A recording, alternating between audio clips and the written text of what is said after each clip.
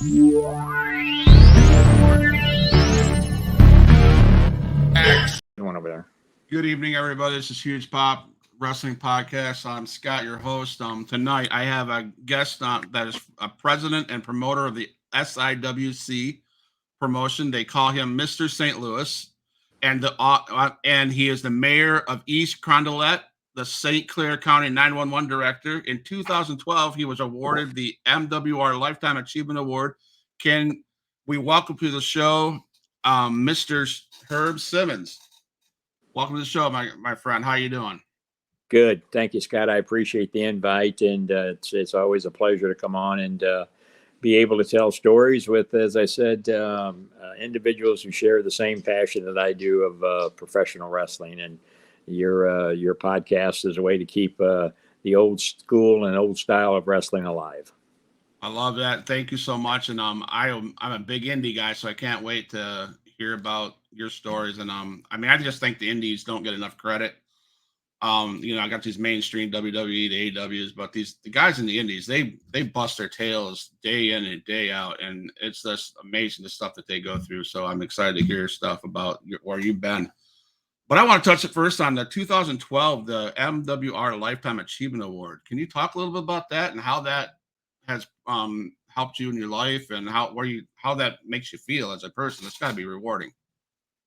Yeah, the NWR Missouri Wrestling Revival, the gentleman who ran that business, Brian Kelly, you talk about somebody who busted their behinds and went out and went show after show all over the Midwest, taking photographs and writing articles and producing a book each year of the indie wrestlers out there. And you said it right, the people who are on the independent circuit, which I really don't like the word independent, because I say they are all professional wrestlers. When they get their license in the states that require them, it says professional wrestler. So, but the word indie has been around for many years, and it will be around for a lot longer. But they don't get enough credit. They go out there and make a little bit of money, but they're chasing their dreams, and a small percentage of them will ever reach the big stage.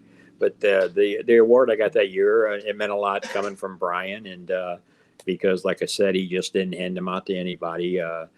He recognized the work that had been done through SICW, which is Southern Illinois Championship Wrestling, and I still stay in contact with Brian. He's not as active as he used to be, because in life things come up, and sometimes we get focused away, but he's still a great wrestling fan, and he still loves professional wrestling. And I appreciated the award that he gave me that year, and it definitely it means a lot to me. That's awesome. We have a friend over here, Jim, the Big Texan Hofferth. He said hello, everyone. So hello, thank you for joining the chat. That's actually Jim. Big Texan is actually the SICW current classic champion right now. Well, welcome to the show, champ. In the beginning, when did you start loving wrestling? Because you've been in the business for over 50 years, I think. And so when did you start loving wrestling as a child? When I was a little youngster, back in the day, I grew up in the housing projects in East St. Louis, Illinois. And I've been asked that question many times over the years. But, living in the housing projects back in the day when things were a lot different than they are now. We didn't have any air conditioning. Had a little oscillating fan that we put in the window to try to circulate the air, but it would be so hot. And back where I grew up in East St. Louis, we got wrestling at the Chase, which was out of St. Louis, and it actually started on television in 1959. But we used to get to the wrestling out of Chicago, Bob Luce show up there, which, had the Bobo Brazils and Crusher and Dick the Bruiser and Moose Showlock. But I remember as a youngster, my mom was a big wrestling fan, and her and I that was what bonded us together. And of course, when wrestling used to come on, it was on Wednesday nights, before it moved to Saturday, and then they rebroadcast it on Sunday. But it was at a real young age, and I remember the guys like Farmer Marlin, people like that, Ronnie Etchison, Wilbur Schneider, Baron von Raschke, just what I tell everybody these days is all the boys are out there and girls that are out there working out. They're actually they continue to build on the foundation at the like the names those guys I mentioned built. And if it wasn't for those type of individuals back then, there would be no wrestling. And so yeah, it was a real early age, and I just I got attached to it, and to this day I'm still a fan of not so much the new stuff, but the old stuff. And I gotta say, you're correct. We have no clue.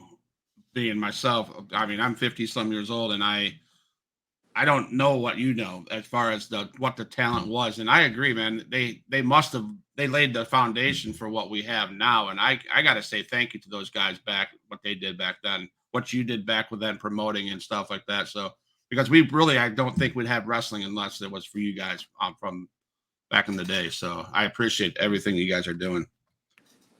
So growing up, who was your favorite wrestler growing up? Man, oh man, that's another question I get asked all the time, and I have to have the same answer. I mean, I have had the honor of knowing so many of the greats, but in St. Louis, early on, I always enjoyed the likes of the Johnny Valentines or the Cowboy Bob Ellis, Okay. um, people like that. I mean, I can still remember some of the angles and feuds that used to go on back in the day. A big one was between Cowboy Bob Ellis and Nature Boy Buddy Rogers. That just really to this day, I can almost call the match blow by blow on how it went down as they was building up to the big main event at Kiel Auditorium in St. Louis. And but they told that storyline on television for about almost 8 to 12 weeks. And so I mean, yeah, just the guys back there. I used to like the Farmer Marlins with his mule kick that he would use to finish his opponent off. But there's no way I could just name one because that's how much I enjoyed the business. And it's like today somebody says, well, Hulk Hogan was the number one guy who made wrestling, and that's everybody. We all have opinions. Everybody has their favorite. I've got a lot of favorites. Believe me, Bruiser Brody, one of my all-time greats. Not only was a good wrestler, but he was a dear personal friend of mine. And he's always, when you got into the later years, he was by far the guy that I dealt with on a regular basis. Right, right. That's awesome, man. Because you're right. I am a Hulk Hogan guy. I can remember the day he walked down the aisle at Daytona Beach and turned on Macho Man and joined the NWO. But what you said is right, exactly right. The guys before him is what paved their way for Hulk Hogan's and Macho Man's and Ric Flair's and stuff like that. And storylines back then. I was gonna save this for last, but storylines back then compared to storylines now. I mean, I watch wrestling a lot, and I can think of maybe one storyline that stands out, and that's the Bloodline storyline. There's not very many, and so back then, was it different? Yeah, it was definitely different. And like I said, I see you've got what you got playing there in the background, and our promotion, SICW, is based on old school, old style wrestling storylines. And what we would like to do is tell the story and then have the final match or the climax, whatever you want to call it, several weeks down the road. I mean, we've actually done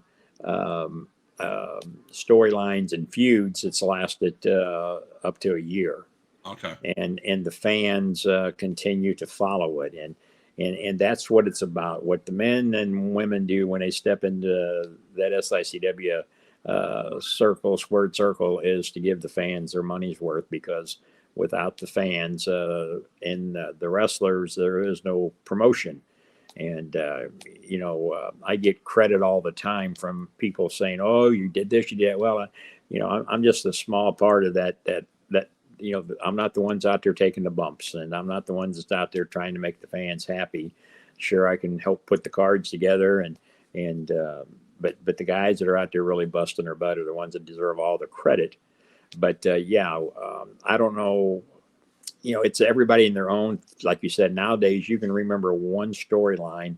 If you turn on any other night of the week, it seems like okay. It's a wrestling match, so what? But you know, back in the day, you thrived to watch the next week's episode because you wanted to see how that story was, coming out. It's just like watching a TV program nowadays. You want to see the final episode, and it just kept you on your edge of your seat and wanting more of it. And I think that's what happened, and that's what I think the business is lacking nowadays.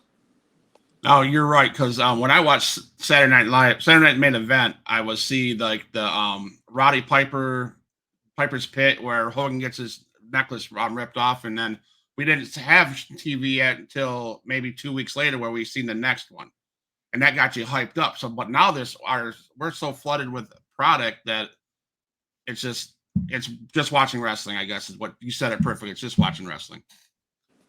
So when you got into the business, why did you choose to be a promoter?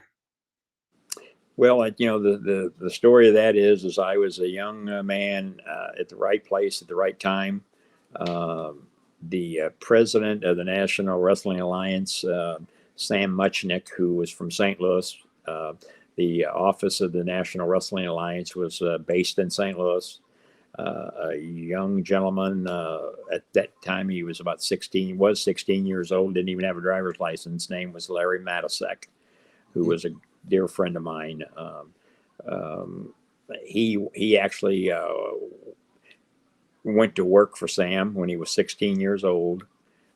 Did everything from sweeping the floors to calling in the results to the local radio stations, because back in the day, everybody, they were interested on who won. Did Big Thunder Gene Kaniski beat Fritz von Erich on that Friday night? And so, they would call in those late results, and Larry did that, and he worked his way up in the office. Like I said, he did everything from emptying the trash to going to the mailbox and post office box and getting the mail. And he never really had another job all his life, but wrestling. And he was kind of the protege of Sam Muchnick. And Sam was the president of the National Wrestling Alliance off and on for over 41 years. And like I said, being a fan, knowing Larry, knowing what he got to do, his dad would drive us to the office when Larry was supposed to go over and clean up or do whatever. And I had the honor and pleasure of going with him. And Sam always told us, what you hear in his office stays in his office. What you see stays here. You don't take anything out of here. You can open up and go through all the files you want. And it's kind of ironic to this day, I have all those files that was left over, all the results from the cards that took place in St. Louis, whether they be on the TV matches or on the house shows at the auditorium. I can tell you how many matches Dick DeBruzer had, or whoever was in St. Louis and wrestled. I have all the results from that. I have a copy of all the programs that they used to send out to their fans. They had a mailing list, and but all the programs with the matches that was going to be coming up and the storyline on them. So I got copies of all of that, and early young age, and it just blossomed from there.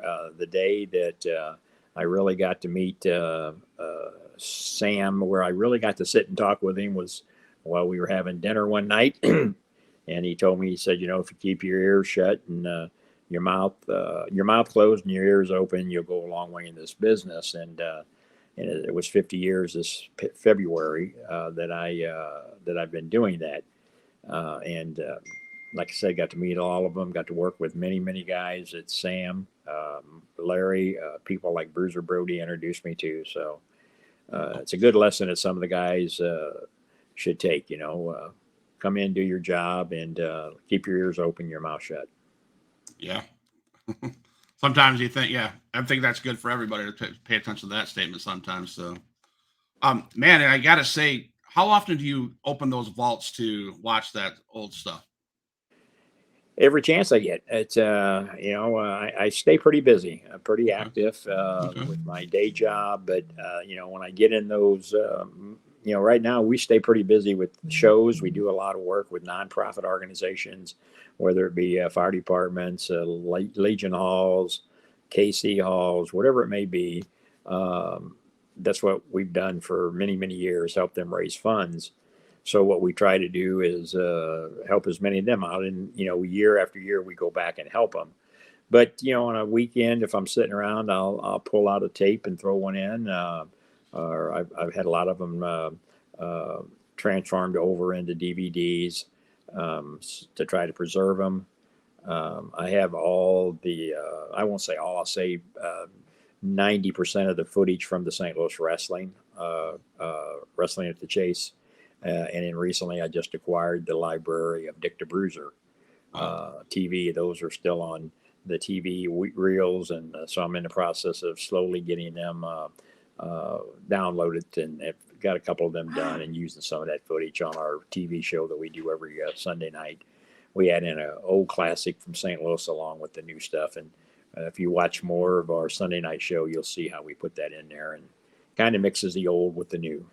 Right, and I love how the ring announcer and the wrestler come at the front of their ring like they do after matches, kind of like the old vibe when Vince McMahon had, or can't remember I can't think of his name, but they came out to the front of the ring and they talked to the wrestler. That's one thing I noticed when I was watching this today. It's pretty cool. So I'm gonna get some people here that want to say hi to you, Austin Michael Baldridge, AMB. Glad to see you, such a legend like Herb Simmons on the podcast. This is awesome. Hi Herb.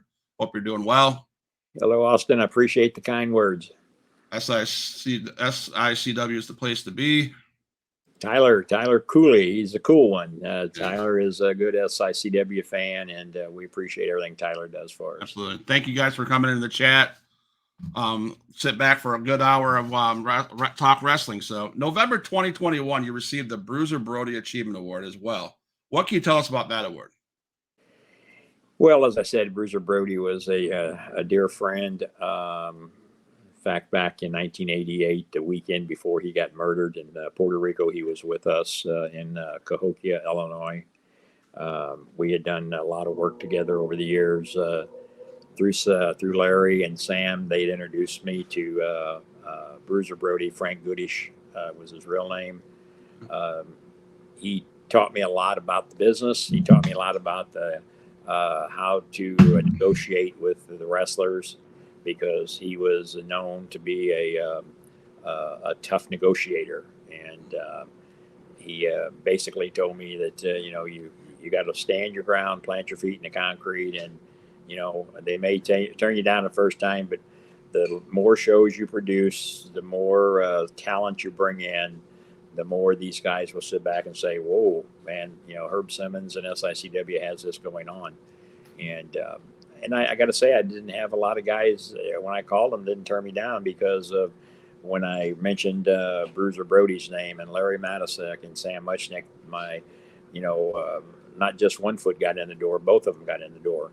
And I built the reputation, and I'm not bragging or anything, but I'm told all the time that I've got a good reputation in the business, because like Sam Muchnick, I try to be honest with everybody. I tell people what I'm going to do, and it's done. And that's what Sam was known for, being an honest man, being a tough man. And I can be tough when I have to, as far as negotiating. I'm not going out there and taking on the likes of some of these guys like a Telecom. And but again, if we want to sit down and talk business and talk about promotions and talk about storylines and how many shows I can give you and what you want to do that, then I can negotiate that real well.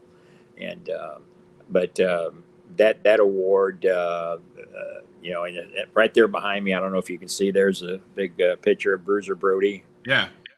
And then the gentleman in the middle is Larry Matisek, and then the gentleman on the end is Sam Muchnick. And they are the three individuals that I give credit to for my success in the business. It's been a lot of headaches. It's been a lot of stress at times, but I wouldn't change it for anything, because I've enjoyed it. Everybody keeps asking me how long I'm going to keep going. I say, well, the tank and the gas is getting low. After all these years, I've done just about everything. I've promoted shows at places that nobody else has or ever could, and but we'll see what happens, what the future holds there. Yeah. I was going to ask you that question. How long do you think you're going to go? So I won't ask that, but would you say that your promotion, you're the longest running promoter around the business? I mean, could you claim that as I mean, you've been doing it for 50 plus years, right? I don't claim it, but I have people that's told me that I'm the longest running promoter in the business, and like I said, I don't know if that's a fact, but I've had people tell me that. If somebody else has been doing it longer, I don't know who that would be.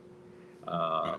So, I mean, I guess Vince, of course, they said he retired, but we know he didn't. He's still Right. got his hands involved in it. So he's been doing it a long time. But I Yeah. don't compare myself to the Vinces of the world or anybody like that. I never have. I don't compare our product to him because I think if I did, that would be a detriment to our product because No, because true. they're.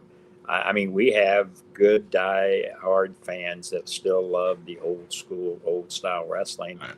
And again, I mean, everybody who watches the new stuff out there today, or it's not so new now, it's been out there for a long time. But you know, I think that if I was Vince and I had the libraries that he had, he ought to be doing what SICW is doing. Is every week you have a captive audience. You mixed a little of that flavor in there with some of the Jimmy Snukas of the world, people like that, and mix them in with your new stuff. We call ours the Promoter's Corner, and we take them back in time into the time machine. And like I said, you may see two of our local guys who are making a name for themselves. And then the next match, you see Dick the Bruiser against Ric Flair. So it's a little trip back in time that works because the fans really like it. Your champion says 50 more years. Yeah, yeah. He I don't have that, I can tell you, but it's fun. When you're doing the TV the way we do it, it's a different animal. It's with wrestling. That's a whole other concept of it, and things have to be timed out and for your time slot. But it's fun doing that. I enjoy doing that. Larry Matasek, that was the part that he loved about it, and he taught me that. I used to sit in the control room with him at KPLR TV Channel 11 and watch him call the different angles that he wanted the shots. And so now when I get to sit there and do that, I reminisce back to Larry say, "Oh, look at that! That's money. That's money right there. That shot right there. That's a good close up." And so that's a fun part of doing it there. But I still say that without the guys like the Big Texan and Night Train Gary Jackson and Attila Khan and Bobby D and the Sean Vincents of the world, the guys like that, and the newcomers that are coming up. We have a training academy that Cowboy Bob Orton Jr. runs for us. He's got a team out there called the Top Guns that are making a name for themselves. If it wasn't for guys like that, there is no Herb Simmons, there is no SICW. And then all the great SICW fans that come to the shows and support us and share our stuff that we put out there on social media. That's what helps us keep going. So would you say the love of the business is what drives you to keep on doing this? Yeah, I think so. I've always said that the fans will tell me when they've had enough of SICW. When they quit coming, then we really know that it's time. And so far, I mean, they continue to come. I've got fans that's followed me for 40 plus years. The Bullion family, people like that, Sally and Ken and Dolores and Rob and Karen and people like that they come each and every show that we have, not just once a month, but when we're running multiple shows, they show up at different places. And those are diehard wrestling fans, but I think they're more diehard SICW fans than anything else. Yeah, gotcha. So if you had to pick one huge pop moment of over your 50 years, and I know that's not a fair question, what moment would you say that would be? The biggest moment? The biggest moment that's without the moment of having that first meeting with Sam Muchnick. I mean, gosh, he was a god back then. He was the peacekeeper. He was a gentleman who, the mediator that was able to sit down and when you had territories running back then, and when there was disputes going on, he was the one that got woke up in the middle of the night and the two promoters were arguing over the champion and who was going to do what, and Sam had to explain it, and there was hard decisions that he had to make at times. But had I not had that opportunity through the likes of Larry Matisek introducing to me, I mean, I wouldn't be sitting here talking to you tonight. That's just a fact, because I don't know of anybody else that would have gave me that opportunity, that shared the business with me like him and Larry did, and told me how to make the connections. And in this business, if you get labeled as a being dishonest or being a promoter that nobody wants to deal with, you might as well throw the towel in, because it's a close knit business, and not so much today, but back in the day. But I try to keep the business the way it was, the way I grew up around it, and it's so oversaturated. In our area in the Midwest, there's so many promotions running. And I wish them all the luck in the world. But, when you look at the product, I think is the proofs in the pudding of what you do. And when you have success of fans continuing to come, that tells me you're doing something right.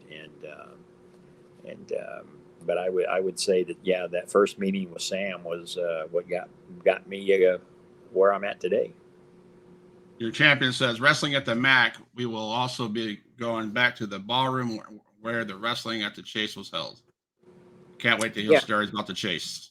Yeah, we do. We also do private shows. We did one just last week at it's an apartment complex in downtown St. Louis, Missouri.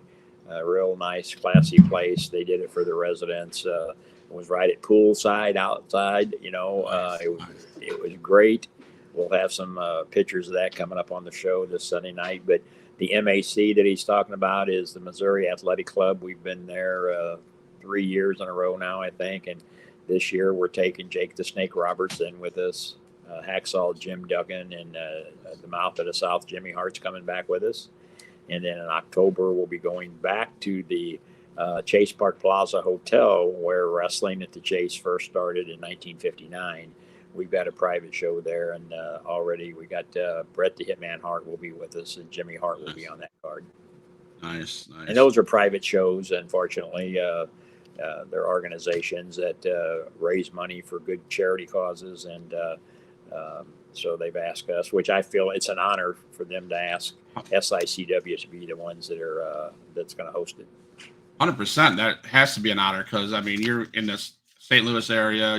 They could have very well went somewhere else, but they chose you. So that must tell you and your roster and your team that helps do all this must tell you that you guys are doing something amazing. So yeah, and like I said, we've done shows at the minor league Grizzlies ballpark in Sauget, Illinois. We've been there a couple years in a row. We produced the only show at the fabulous Fox Theater in St. Louis, Missouri, back in the 80s, with an all-star card: Bruiser Brody, Jerry Blackwell, Kamalo the Ugandan Giant. We had the midgets on that card. We had the ladies. So when we come in with the best of the best to do a show. So does SIWC work with other promotions around the area? Yeah, SICW, this little history there. I get accused of not wanting to work with anybody, and that's the farthest thing from the truth. That's a falsehood that is told by other promotions that, for whatever reason, don't appreciate what we do. Several years ago, my locker room came up with a recommendation that you couldn't work for us and work for another promotion within 25 miles of the county limits signs. some of them wanted it to be 50 miles. Well, back in the day, it was a couple of 100 miles. You couldn't work for another promotion. But I said, no. I said, okay, if that's what you guys are wanting, we'll do 25 miles. Well, these other promotions thought that I was trying to restrict people from working, but they don't understand the concept of road trips. They don't understand the concept of, they'll try telling me, well, we want our guys to get exposure. Well, getting exposure doesn't mean you work for me tonight and then next weekend you work 5 miles down the road for the next promotion, because 99 and 9/10 of the time you're working in front of the same crowd. Right. So that's not getting you exposure. A road trip means you get in a car in St. Louis and you drive to Chicago, or you drive to Iowa, or you drive to Tennessee, and that's what a road trip is. You got to do different audience, different talent in the locker room with you, and I think that's what causes some guys to get complacent because they don't want to go out and work with other guys. But I do work. I work with a couple of companies in St. Louis, New Breed Wrestling down in southern Missouri. I work with ACW. American Championship Wrestling. I work with Impact Pro Wrestling up in the Iowa area, Minnesota. In fact, I was just up there at the Tragus Museum Hall of Fame 2 weeks ago. And my friend Troy Peterson, that runs Impact Pro Wrestling, puts the wrestling show on there. And a couple of our guys were up there, Gary Jackson, Attila Khan. I've worked with the gentleman who's not with us any longer. Bert Prentice was with, he owned Championship Wrestling in Tennessee. Did a lot of work with him over 50 years. And then the Space Cowboy Jason Jones, Mid-State Championship Wrestling in Arkansas and down in Springfield, Missouri. So I work with the promotions that want to work with us. We share talent back and forth. That's territorial wrestling. And some of these other promotions could take a lesson from that. And you know, I try to explain that to them, but if they don't want to, you can lead the horse to the water, but you can't make them drink it. There you go. You can. So what's the main focus and purpose of SICW? What's the mission of SICW? The mission is simple, is to give the fans the best old school wrestling that their parents and grandparents grew up on, because history is what makes us look into the future. We have to know where we all come from to know what's going to happen. And when you sit around and we had the discussion earlier today about the Wrestling at the Chase book. I had the honor of helping Larry Matasek write that first Wrestling at the Chase book. I think it's been 17, 18 years ago. I'm old and I lose track of time. But that told the story of Wrestling at the Chase in St. Louis, about Sam Muchnick, about everything that got started in wrestling in St. Louis. And then here a year or two ago, I was asked to participate in the second Wrestling at the Chase book that was authored by Mr. Ed Wheatley. A coffee table book that's loaded full of a bunch of pictures and stories. So again, that's the history that's being preserved. And then I was part of a documentary of Wrestling at the Chase called Head Over Heels that Ed Wheatley produced through PBS Channel 9 out of St. Louis, Missouri. And I highly recommend that anybody who's listening, that if you haven't watched that, just go to the PBS channel and you should be able to find it there, or pick you up a copy of the Wrestling at the Chase book, both of them. Larry's book was more of the story of St. Louis and Sam Muchnick. He wrote several books. He wrote the book on the life of Bruiser Brody with Barbara Goodish, Bruiser Brody's wife, who is a dear friend of mine. And every year we do the Bruiser Brody Memorial in May. She comes in for that. And so the mission, I think, is simple. We're trying to give the fans what their parents and grandparents enjoyed that is still a household name today. I mean, you talk to, oh yeah, wrestling in St. Louis. Oh yeah, Dick the Bruiser, Johnny Valentine, the Funks, the Briscoes, Gene Kaniski, Whipper Billy Watson, and the list goes on and on. So that's kind of the mission. Okay. There's no fame and fortune. It's just that, we're fans, and just like you're doing your show because you're a fan. You're absolutely correct, man. I do this like 6 days a week, and it's because I'm a fan. And I tell you what, I told you on like in text messages, my wife and I work for foster kids. We have 8 kids in an emergency shelter. So if I can take this 1 hour and a half with a wrestling fan, promoter, wrestler, it's almost like my self-care. I can unwind and just talk and just forget about what's going on in the real world. So and again, I say I thank you for you guys for producing all this stuff. So us guys like me can have this hour and a half to to relax. And Well, this is just I applaud you and your wife for what you do for the foster children. I mean that's awesome. I think that there definitely is a need for that, and for you and your wife to do that, I take my hat off to you. thank you, sir. I appreciate that. So you mentioned a bunch of big names that you came through the SICW in the past. Can you, other than your champ that's sitting in the chat room, what big talent do you have in a SICW? Like I said, it's a champion. Big Texan is the champion now. He's the one that's got the bullseye on him, of course, because he's got the gold. But I've got guys like the Night Train, Gary Jackson, who got the name Night Train from the late Bruiser Brody. Gary Jackson has been with me a long, long time. He's a retired military person, but he hasn't aged a bit. He can still go out there and tumble with the best of them, the young guys and the old guys. But I got guys who were trained by Harley Race, Attila Khan, Superstar Steve Fender. Of course, everybody knows the name Harley Race, and one of the toughest in the business. Trained these guys. Sean Vincent, Jason Breed is in the locker room. I've got some guys from the other organizations that come up with us that come and help do our TV. We got a group that's called Devastation Incorporated that's led by Stephen E., who is from the Mid East, and he's here to purchase SICW come hook or crook. And so that's kind of what he's here for. And he's got the Telecon and people like Sheik Jake Prater and them in his arsenal. And then Peyton Ayers is in his arsenal, in his army. And they're running rampant all over SICW right now. But guys like the Big Texan and Gary Jackson and Bobby D. And Bobby D is he 2 years in a row he won the Bruiser Brody Battle Royal. We do that every May. This last May we had over 50 legends that came in for the Bruiser Brody Memorial.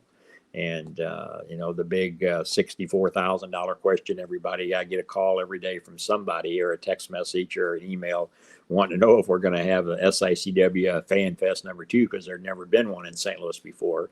And we pulled it off this last May, and everybody had a great time. And Bruiser Brody's wife came in again. We had the Texas Death Match between a Telecon and the Big Texan, and that's where the Big Texan won the title. Of course, the Texas Death Matches were big in St. Louis. They were big in Texas, of course. Dory Funk Jr.'s father, Dory Sr. is the one who invented the Texas Death Match, and so we were able to have Dory come on and do a interview and talk about the rules of the Texas Death Match. So that kind of added some flavor to all of it. Cool. Tyler Cooley, thank you for all the compliments and the conversation you are in the chat. I appreciate that. Jim, the champ, thank you for your comments, and I appreciate everybody chatting up the chat board. So in 2006, SICW was awarded the best independent promotion in the country. That had to make you feel good about what you were doing and what you're still doing. Yeah, we actually, I think that was from the Heartbeat Radio, and we actually won that 2 years in a row. The Heart Foundation, everybody that's in the business knows the Heart Foundation out of Canada. Bob Johnson, they did a weekly podcast, and I was honored. I used to tune into them as much as I could, and I was as a guest on their show several times when they would have different guests on, like Abdullah the Butcher or Lou Thesz's wife, Charlie Thez, people like that.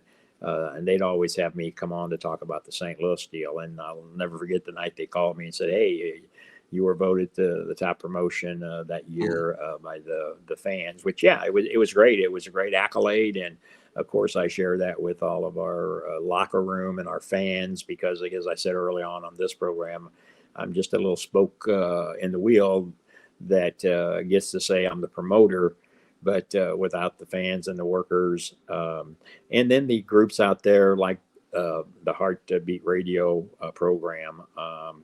Those things. I'd be lying if I say it didn't mean anything because they do. They make you feel good. It makes you feel a little sense of accomplishment of all the years of what you did. Awesome. So we can find you on Roku, obviously back there on SICW Explosion. Is there another YouTube channel that you have besides SICW Explosion? Yeah, and you can search it in under SICW Championship Wrestling, All-Star Championship Wrestling. It's on there too, and our show is on every Sunday night on YouTube and on Facebook, and then we're on the Paranormal Intrigue Television in St. Louis, and it's on I think on Saturdays on that. But the best way is on YouTube, and like I said, it's we're having fun with it. What we do is we have a show like, for instance, August 12th, we do our house show. And then the 13th, the guys come back on that Sunday at noon, and we tape 4 hours of the next 4 weeks of shows that we show. And that way there we build up our storylines. And then before you know it, we're back at the Belle Claire Fairgrounds at Belleville, Illinois for the next house show. And like on August the 12th, we've got WWE Hall of Famer Tito Santana will be joining us.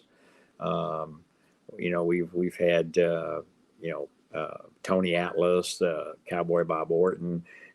They were my tag team champions for a few months. We did a show at the Shriners, a fundraiser for them, which we'll be doing another one coming up in October this year. Did one earlier this year for them, and they were so impressed with what we did. They asked us to come back again. So, nice.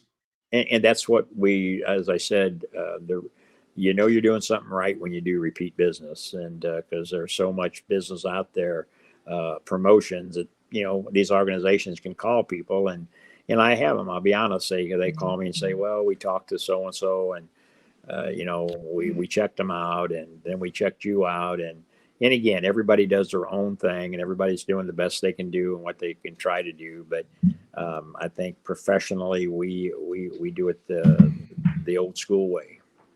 Like I said, I watched that all today, and I loved it. So, would you say that St. Louis is still the hub of pro wrestling today?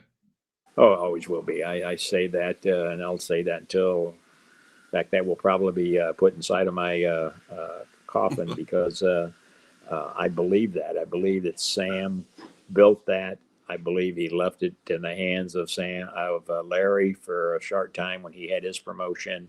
And even after that, with what we are continuing to do, I won the Red Bastine Award. I don't know what year it was at the Cauliflower Alley Club. And when I went out to accept that award, because I'm really a big supporter of the Cauliflower Alley, I'm their ambassador of the membership of that organization. And it's an organization that helps workers if they fall on hard times. And when I went to get that award, I was sitting there, and I mean, there were people like Sergeant Slaughter and Kevin Sullivan and just a host of legends that always attend that. B. Brian Blair is the CEO, president of that. And I remember after my acceptance speech, he come up and kind of chewed me out and said, Herb, this was about your night, and here you're giving us all these accolades. And I said, well, that's because that's what Sam would want me to do, because without you guys, there is no Herb Simmons, there is no SICW, so there is no St. Louis Wrestling. And I'll give you an example. When we had the Fan Fest in May, it started off, we were only going to have like half a dozen guys come in, because it had never been done in St. Louis. And it just snowballed. I mean, every day, every night, I was getting a call from one of these legends saying, hey, we see what you're advertising. And one of them was the $1 Million Man, Ted DiBiase. And he said, Herb, he said, there is no Ted DiBiase if there are no $1 Million Man if it wasn't for St. Louis. And I said, yeah, but I can't afford you on this one, Ted. And he said, oh, man, come on, I'll help you, So I had talent calling me and asking me for it. And and everybody you talk to will tell you St. Louis was always the hub of it because of Sam Muchnick and the way he ran the NWA. Yeah. So let's talk a little bit about the Chase Memorial and the Chase, the place called the Chase. Can you tell me one of the big moments, the biggest moment at that you guys have done at the Chase? Well, we haven't been ran at the Chase. I said we'll be back there the in October Okay, 15th will be my first show. your My first show. first Okay, show that I've been there myself. Now, I've been there for other events, uh, wrestling shows, but this will be the first time that SICW has went there. So, that could be the full circle, as you say, in the business, yeah, because I've done them everywhere else, but to go back to where it all started with the NWA under Sam Muchnick in 1959, May 23rd, I believe it was, when they first started there. Um, I think is a full circle. So I don't want to I don't want to let any cats out of the bag, but that could be the climax that you talk about. gotcha. But the Chase was the place. The Chase, the Koppler family owned the television station that carried the wrestling at the Chase. They owned the hotel there, and for years the Corsand Room was the place where the wrestling took place. Elegant. Tables with the tablecloths, women dressed up with their pearl necklaces on, guys smoking their stogies. It was actually a classy place. The ring announcer wore a tuxedo. Um, just the saying the Chase was the place was it. And when wrestling was there, they all came out.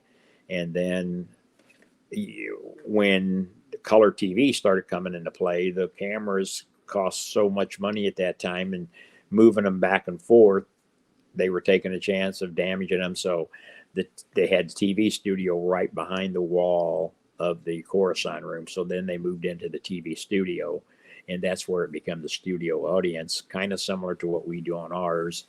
Three side seating. We used two side. They had three sides, and we can put three sides, but right now we use two sides for a studio audience because you don't need that many folks for that. But and then that's where it came on uh, and ran until Sam Muchnick retired in January 1st of 1982 with a big celebration named it was Sam Muchnick Day and gave him the key to the city, and all the greats came back and visited him, and the mayor of the city and the congressmen and everybody because he was so well liked and known. But so I'm looking forward to going back to the Chase and or going there to promote the SICW show. That's awesome, man. So you were you were inducted into the St. Louis Wrestling Hall of Fame. Is that correct? Yeah, Independent Wrestling Hall of Fame. And another thing, there's a couple of different Hall of Fames. Larry Matasek, myself, and a couple other individuals formed the St. Louis uh, Wrestling Hall of Fame, which consists of the people who were involved with the NWA, basically Sam Muchnick. So the likes of Sam Muchnick, Larry, O'Connor, Flair, the Von Erichs, Whipper Billy Watson, Fritz Von Erich, Cowboy Bob Ellis. And I mean, there's like 44, 45 of those great individuals that have been inducted into the St. Louis Wrestling Hall of Fame. And then there is the Independent Wrestling Hall of Fame that myself and my late great friend, who we done shows all over from the South Broadway Athletic Club, Tony Costa, were inducted. They kind of did a trickery on me. They asked me to come over and help induct him into it. And after we did that, they turned right around and the same night and inducted him and I, because him and I were and partners basically, and we traveled all over the Midwest doing shows together. He was my junior heavyweight champion for a long time, and so they inducted both of us into that St. Louis Independent Wrestling Hall of Fame. And then there's another one that another independent Hall of Fame that the American Championship Wrestling guy, the Searcher, basically is the head of they inducted us into that Hall of Fame also. Okay. I've had the pleasure in the last month or so to interview some guys from NWA. My recent one was Koa. He's an up and coming guy from NWA. He told me a little bit about that. So I'm curious. I don't watch a lot of NWA. Probably should. That's probably better stuff than WWE and AEW. So, Yeah, I don't watch it. I've dealt with, after Trevor Murdoch won the title, his first title defense was against Telecon. I promoted. Billy Corgan and I came to an agreement on that. And so we had that match in St. Louis and it was a great match. And awesome. then Nick Aldis, I had Nick against the Telecon in another show that they just tore the place down on. It was probably one of the top 5 matches that I enjoyed in my entire career. Awesome. Let's in today's wrestling. Do you think there's too many gimmicks in the business today? Yeah, I think so. I think that, and I see it more when nowadays these young guys come in and the first thing they want to start talking about is here's my gimmick. This is what I want to do. This is what I want to, and I think that, you got to learn the basics first, because I've seen guys come in with an idea that will change after they get in there. I've seen guys walk in and after the first couple of nights of training, they don't come back. They decide it's not for them. And, as I said, Cowboy Bob Orton Jr. Is a good friend of mine, runs our academy. I do a lot of work with him, and he still goes out there and wrestles. And like I said, him and Mr. USA Tony Atlas was my tag team champions here just up till a few months ago. And but he's helping train the next generation of young men and women. And so I think they need to leave their gimmicks outside the door and learn the basics, and then that will all come secondary, because it's just when a guy walks in and starts talking about, hey, what do I got to do to be a champion, or what do I got to do to this, that he's probably not going to last long, because that's a red flag that he hasn't got his mindset. He's got an ego problem. I tell them, people on other podcasts that I do, that the worst enemy we got out there nowadays is a 3-letter word called ego. And, they watch this local stuff. I mean, the now stuff on the big stage, and they want to go out there and flop around like a fish out of water. And it doesn't take that to get the crowd involved. It doesn't take that to get yourself over. First, just learn the basics, tell the story, and you'll get over. So what has changed the most today in today's wrestling promotion compared to when you got into business 50 years ago? Well, what's changed is oversaturation. I mean, it's just, as I said earlier, we cringed, couldn't wait for the next week to see the next episode of what was going to happen. Yeah. And now you don't have to. Now you can turn on wrestling almost any night of the week and find it if you want to. And what are you finding? You're finding 2 guys going out there that doesn't tell no story. I can't. If somebody said, I'll give you $100 for every wrestler you can name on the WWE roster now, I can probably make $100, because I helped give Randy Orton his first match at the South Broadway Athletic Club when he first started. And I dearly love Randy, because, of course, his dad is our trainer. And but I don't know these other guys. And I'm not saying anything against them. They're going out there working their tail off, and they're entertaining. They're doing their thing. But I just think that it's oversaturated. Once the curtain got pulled back, and the genie came out of the bottle, there are still people out there who want to be entertained. And we tell them all the time, for 2.5 hours, I'm going to take you into a land of make-believe. I'm going to make you not worry about the price of gasoline or the price of milk and eggs. Now, realistically, in reality, you got to come back to that thought. But for 2.5 hours, we are going to make you have a good time. We're gonna let you boo the bad guys and cheer the good guys. And that's what wrestling was about: evil, and bad, and good. And that's what we do at SICW. And when I stand at the door after a show and thank the fans for coming, and they tell me, they say, man, Herb, just when we thought we had that match figured out, you pulled a rabbit out of the hat. That's when fans are fans. They're not sitting there playing solitary on their phone. Right. They're not. If they got their phones out, they're usually taking pictures. But Right. when I see some of the other promotions, I see people sitting there like they're sleeping, or they're texting on their phones. Our fans are, they are invested. They are rooting and they are screaming from the moment that national anthem stops playing. The cheers are on for the rest of the night, and that's when you got a successful evening. Right. Your champ said that she said guaranteed money and contracts before everyone tried to be the best. Now they don't have to try. And I gotta agree. So I want to ask this question. So do you think the Vince McMahons of today, like and Tony Khan's, ruined wrestling compared to what you guys created back in the 70s? Well, ruined is a harsh word. I think that Vince did what he said he was going to do, and I don't know if you'll remember, but back in the day when he took over, he said he would either uh, control everything in the business or he would turn it into a circus. And if you stop and think, we had Doink the Clown, we had the Insane Posse. So he's done just about everything he said he was going to do. He had guys coming out dressed up like hot dogs and you Yep. name it. Yep. And every time I saw something like that, I thought, boy, oh boy, Sam Muchnick and people like Paul Bosch, promoter from down in the Texas area, and all the other promoters who are out there are probably all turning over in their grave. Because now you can't knock that, because look at what it's made him. It's made him Right. one of the wealthiest people out there, the business. But, the difference between what was being done back then was wrestling. What they're doing now is they are marketing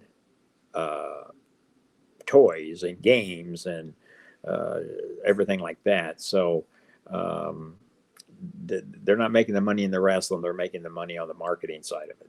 Right. Right. Yeah. I mean, as fans, I can tell you the topic of conversation a lot of times is the internet and dirt sheets. And I have to say that ruined wrestling for fans today, because you go to bed today and your phone blows up all night long and you get notifications that this happened in the WWE, this happened over here, this happened over here. But even as a kid in the 80s watching Saturday Night's Main Event, there wasn't dirt sheets, so we didn't know. Now I can tell you tomorrow what's going to happen at SummerSlam on Saturday, and it's like, so do you feel the same way? Do you think dirt sheets have ruined it for fans? Well, I'm kind of on the fence on that. Dave Meltzer is a friend of mine. I met him through Larry Matisek, and I think that back when Vince was trying to take over everything, the people that were feeding all that information were people who were being crapped on the most. And so I think that back in the day, it had its place, but now I think that I don't like the idea of, like you said, you can wake up tomorrow and know what's going to happen at SummerSlam. I think that takes the mystique out of it, and I wish that would not happen. But Dave's been doing it a long, long time. He's made a living at doing it, and as long as people keep giving him the information and other dirt sheet stuff like that, they're going to continue to do it, because it's the way of them making their living. Right. But people can control that. They can just not turn on and watch it. Yeah. Oh, no, you're right. No, you're right. I can't say you're wrong, because I don't have to look at that notification, because But so again, it's that intrigue. And again, that's what I don't like about it.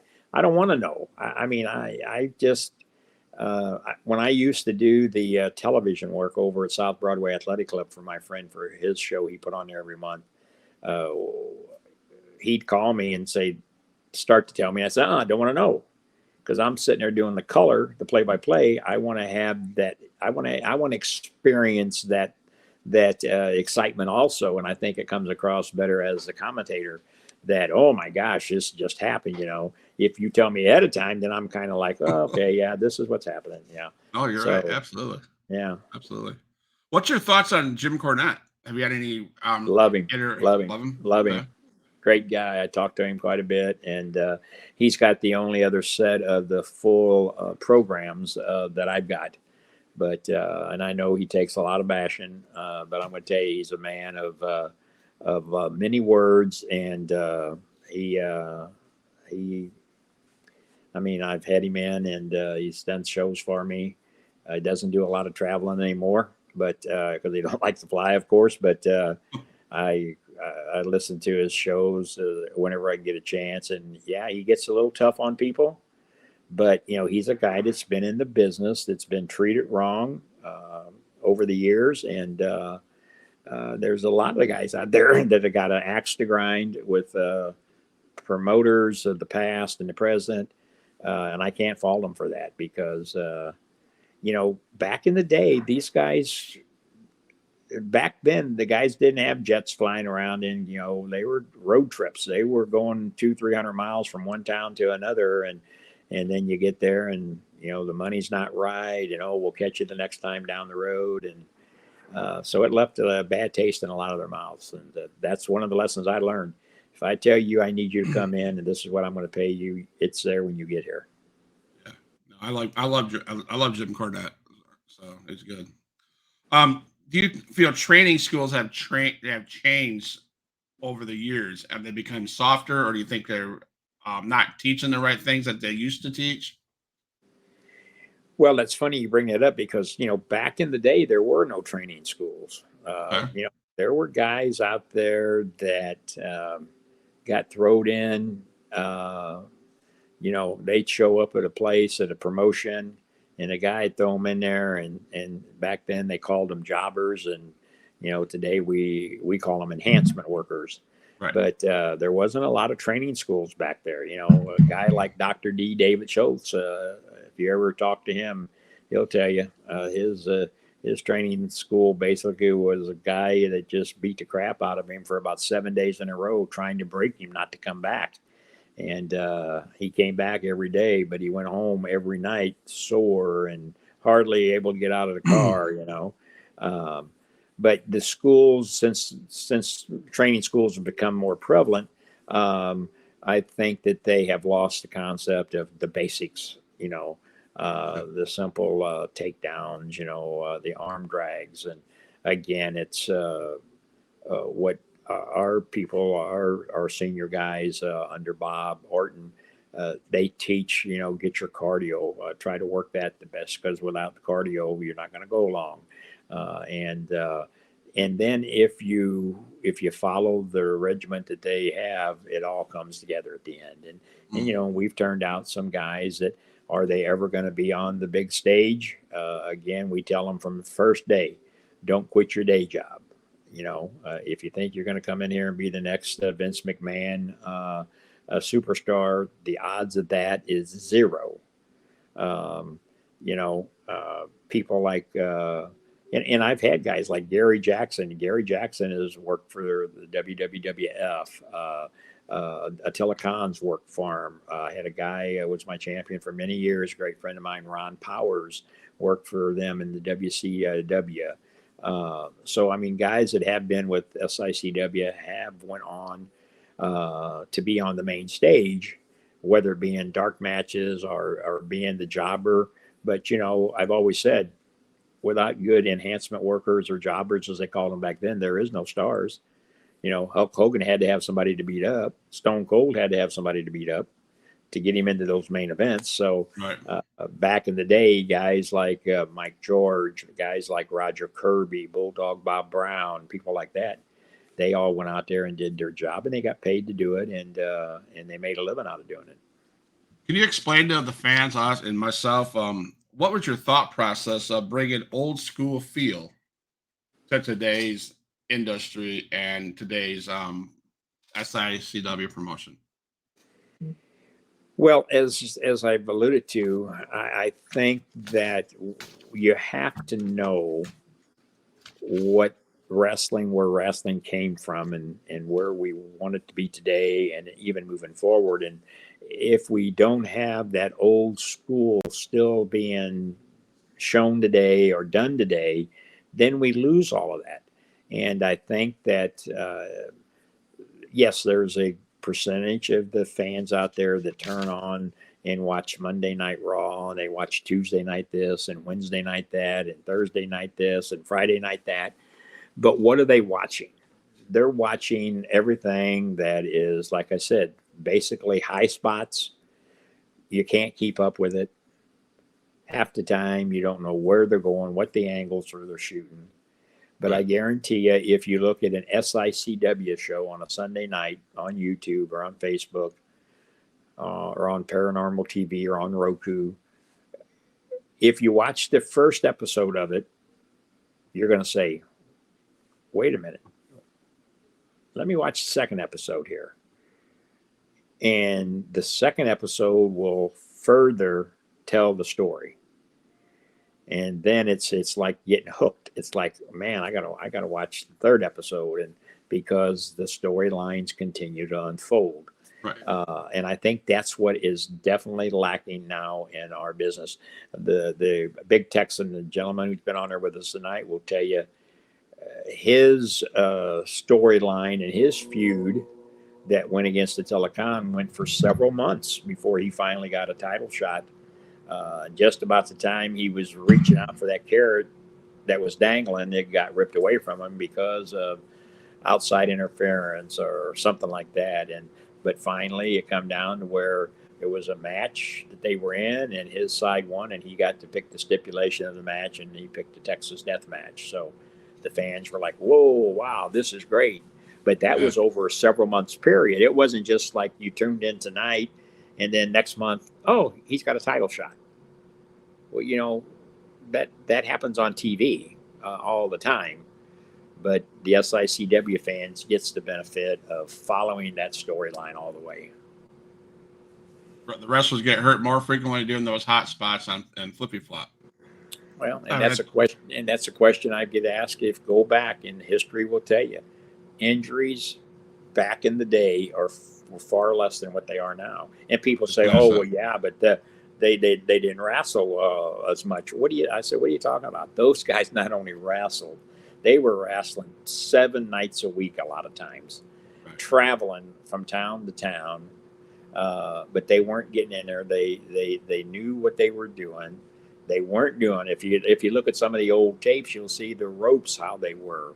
They didn't use the ropes to do all the springboards and all this stuff because they wrestled. They knew how to mix it up if they had to.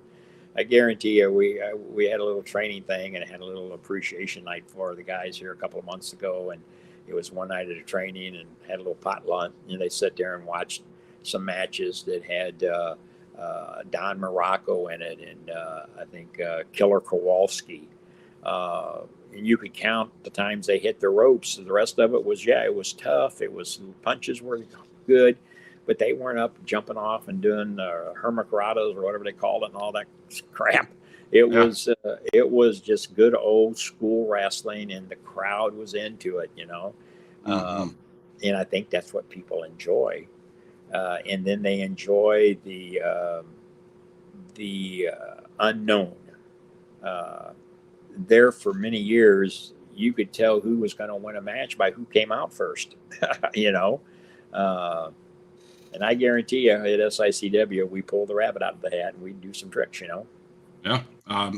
Big Jim says, plus the old school wrestlers wrestled for an hour every night now. They call that an Iron Man match. You're exactly right. Because the big match, some of the big stars like I love Roman Reigns, but he's comes out and he doesn't wrestle except for the pay-per-views. He gets in there, takes a couple bumps, and that's it. But I tell you what, last year we had a cage match, and the cage match was Attila Khan and Sheik Jake Prater of Devastation Incorporated. And guess who their opponents were? who's this? Haku and the Barbarian Okay. Yeah. in a cage match. The cage match. And they tore the place. And they tore the place down. I bet. Yeah. So, and Haku, I was just with him up in Waterloo, Iowa, a couple of weeks ago, and great guy, tough guy, one of the toughest, if not the toughest in the business. Can still get out there and go and do it. but that's the kind of show you'll see at SICW. And it's not just the legends. Like I said, it's the guys like the big Texans and the superstar Steve Fenders and the guys like that that go out there and know how to work and know how to take care of their opponents and still tell that storyline, because at the end of the night we want the fans to be happy. We want them going home saying, "Hey, when's the next SICW show?" Right. So I can tell you right now, an hour and 10 minutes into this, I'm intrigued to see more SICW. So, Well, I um, appreciate that. do you see any of your talent on your show that you think would have made it in the territorial days? Oh yes, yes, without a doubt. In fact, if you go back and read a couple of Larry Matasek's book, he even alluded to that. Guys like the Big Texan, guys like Ron Powers, guys like the Giant Assassin back in the day. It was just an unfortunate time that they were the time they were. Because now, if the territories was as prominent as they were back then, I could pick up the telephone and you could call a Paul Bosch or you could call a Stu Hart up in Calgary and say, "Hey, I've got the Big Texan here. I've had him here for 6 months and he's did a lot of business, but now he's kind of burned out. Can we send him up there for 3 to 6 months?" And the response would be, "Okay, send me some tapes. Let me see what you got." And boom, I guarantee you, any of those guys I just named, they would say, "Yep, get him up here," because that's how the territorial days worked back then. And you may take him up there. He may have been my big baby here, but they get him up there, they may turn him into the biggest deal ever. Right. But yeah, I've got guys in my locker room right now that if Jason Jones from Mid States Championship Wrestling calls me, or Troy Peterson would call me and say, "Hey, I need the Texan, or I need a Tiller or Gary," they know they're going to get their money's worth with the guys. Awesome. And I had to tell you, I put this down in my notes last. I love the question, and I had to sit there and between dealing with the kiddos and things going on in our house today.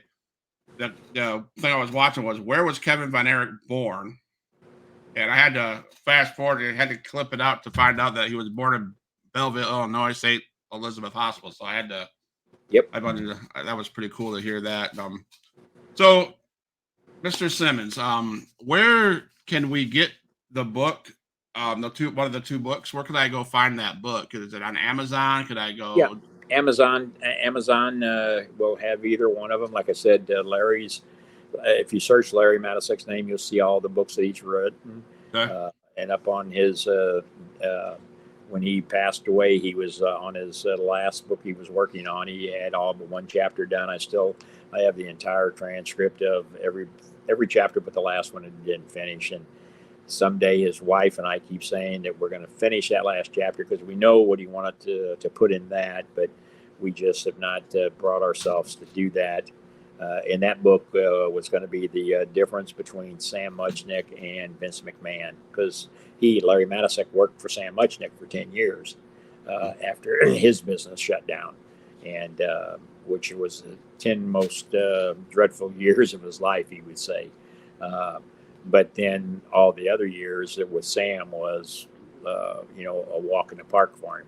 And so the book was it was the toughest book he had to write, because he cherished so much of Sam's relationship and he despised so much of Vince's.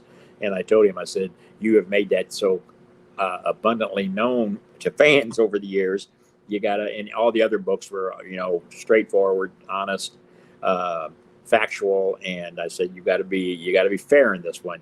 You can't take it away from what Vince has done in the business, good, bad, or indifference. He's made what he's made out of it, and Sam did what he did, and you got to live both of those parts. And he did real good about being fair about that. But yeah, Amazon, just go in there and Google or search Larry Matasek, and then Ed Wheatley. You'll find a lot of books under Ed. He did a lot of baseball books in St. Louis, the St. Louis Browns, but he did the Wrestling at the Chase book, and then the Head Over Heels documentary on wrestling. Awesome. And now, where can we find SICW? On Facebook, on Instagram, and all those? No, it's Instagram. I don't even know how to spell Instagram. All right. Hey. But YouTube. I mean, Facebook is the best way to find me. SICW. Just search me, Herb Simmons. I'm very active on that. I promote something about the wrestling every day. Usually in the evening time, I'll get caught up and answer questions or post pictures. SICW Explosion. Email promoter at sicw.org if anybody's got any questions. Like I said, we try to keep our website updated, but sometimes websites fall behind when everything else is going on. We've got shows booked all the way through the end of the year, into next year already, and like I said, they're for organizations that we help raise money for, whether it be the local fire departments needing something, or I mean, like last night, I just booked a show in Perryville, Missouri for the Legion Hall. So it's the word gets out there, and it's been out there. And like you said, we may be the longest running promotion out there. If we are, that's fine. If not, I really don't care. We're going to do what we can do until the the gas gets down to the E. And I got to say, one of the thing I'm most impressed about is you do stuff for other organizations to raise money for their organizations. And for that, I do applaud you for that. I think your roster at SICW is amazing for doing something like that. So my hands go down to you saying thank you so much for helping organizations throughout all over you travel. So I appreciate that. And is the Fan Fest #2, is that in this next May of 2024, or do we not have a date yet? If there's going to be one, it would be in May, because that's our Bruiser Brody month that we do. Okay. Barbara Goodish, Bruiser Brody's widow. Like I said, I always work around her schedule. Like this weekend, she's down at the Gathering in the Carolinas, a big Fan Fest they have there. And 2 weeks ago, she was up in Waterloo, Iowa with me. And so she's out. She's a part of the wrestling family. And back in the day, she didn't get to do that when Bruiser Brody was out wrestling. She stayed at home with her son. And but now Bruiser Brody's name is one of the ones that will never be forgotten. Not only because of the way he was murdered, but he was such a great piece of talent that didn't take any guff, and all the promoters wanted him, even the ones that didn't really like him, wanted him to come in because he meant money to them. Awesome. And when you had him and Abdullah the Butcher, guys like that, or down in Texas when he was with the Von Erichs, and they all wanted Bruiser Brody because they knew that when they put his name on the marquee, fans were going to come to see him. Yeah. Well, Mr. Simmons, I thank you for your time. I thank all the people that were in the chat for their time. Huge Prop Wrestling fans, please subscribe and follow the show. You can come back and rewatch the podcast with Herb Simmons on it. I am so blessed to have the opportunity to talk to you. I'm going to play the exit song, and I'm just going to, don't go anywhere. I'll meet you in the lobby, all right? Fine, thank you.